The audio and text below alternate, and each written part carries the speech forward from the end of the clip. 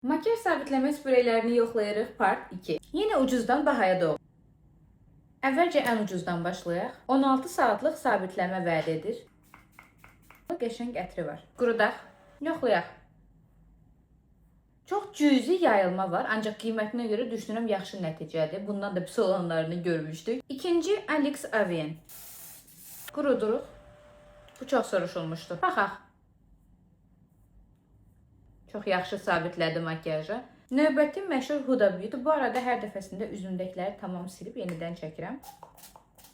Bunun ətri yoxdur. Quruduruq. Bu da həmçinin ən çox təriflənənlərdən biri idi və indiyə qədər var. Çıxmır. Çıxsa da çox-çox cüzi çıxır. Normaldır. Və sonuncu ən güclülərdən sayılan Kryolanın bu sabitləyici spreyi. Daha çox make-up artistlərinin istifadə edir. Quruduruq. Göz altımı o qədər sabitləyici deyib ki, bu dəqiqə gözlərim tərpənmir. Yoxlayaq.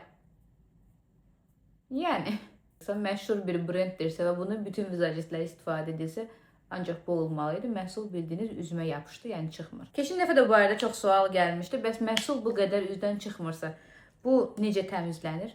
Çox rahat. Sadəcə misellər su ilə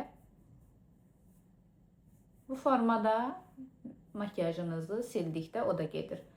Yəni, makyajı sabitləyir sadəcə. Makyajı dərinizi hopdurmur. Part 1-ə nisbətən bu dəfə uğurlu makyaj sabitləyicilər daha çox oldu. Ucuzdan bahaya doğru. Hər birini almağa dəyər. Part 1-i qaçırdanlar aşağıya hashtag qoyacağım. Keşid edib baxa bilərsiniz. Gidin makyajımı uyuyum.